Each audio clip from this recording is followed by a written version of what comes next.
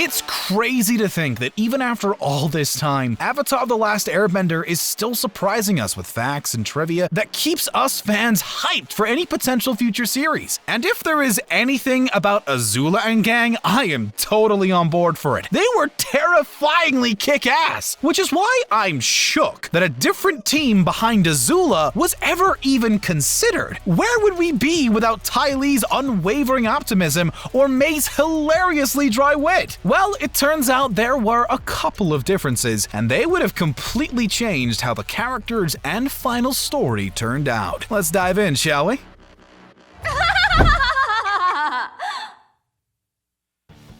I'm sure you already know all about Azula at this point, but let's gush about her development for a second. Azula's concept came together fairly quickly according to the show's creators. She is one of the most complex, interesting, and dangerous villains in the series, and her ultimate fall into madness is so tragic that you can't help but keep watching. With her being a firebending prodigy that both Zuko and Aang would have to contend with, the writers immediately lent her to being a cunning and sadistically manipulative character. Her design didn't really change that much, but there was an original design of her wearing armor with a heavy phoenix theme, but that was quickly scrapped. But of course, you can't imagine Azula without the rest of what the fandom dubbed as Ozai's Angels. Mai and Ty Lee had a history with Azula, having all attended the Royal Fire Academy for girls and being childhood friends. But it turns out that these guys weren't the first choice to back up Azula. Diving into the release of The Last Airbender: The Art of the Animated Series book, we find out that the creators of the show had originally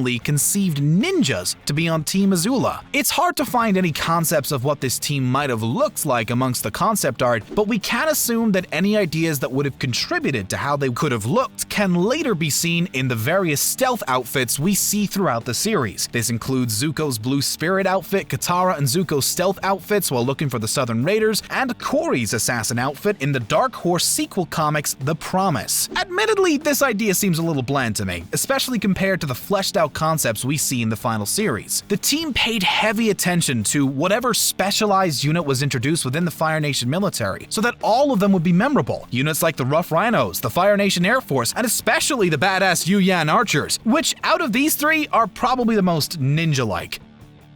But the team didn't stop brainstorming ideas from there. They then invented a much more interesting concept for Azula's Ace Team. The creators of the show planned on engineering an elite group of female firebenders to carry out Azula's bidding. While there aren't any specific concepts of this team revealed, we can find older concepts of firebenders in the art book. And these outfits are a lot more cheesy than what we ended up seeing. But here's the cool thing. We can later see the concept of Azula's group of female firebenders brought to life in the Dark Horse comics. During the Smoke and Shadow arc, Azula brings together a group of all-female fighters called the Fire Warriors to pose as the Kemari Kage, evil spirits who kidnap children throughout the Fire Nation capital to undermine Zuko's leadership as Fire Lord. They remain with Azula after they're first introduced in the comics, but along with their leader, they never make an appearance after that arc.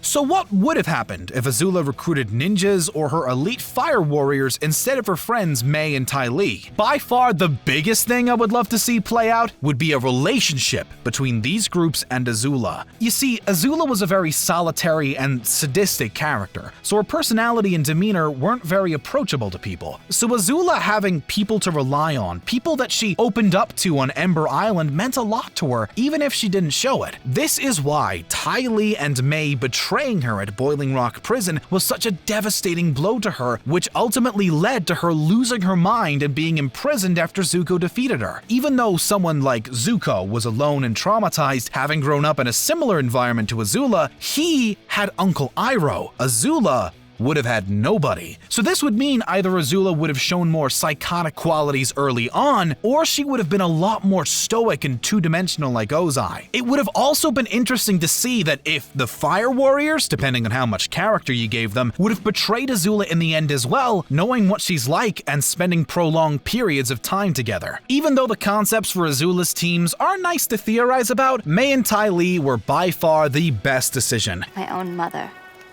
thought I was a monster. She was right, of course, but it still hurt. And there you have it. Ultimately, I'm very happy that we ended up getting what turned into Ozai's angels. What do you guys think? Do you think the concept of the Fire Warrior should have been better fleshed out? Let us know in the comments below. Be sure to like and subscribe for more content like this every day. Thanks guys, and we'll catch you next time.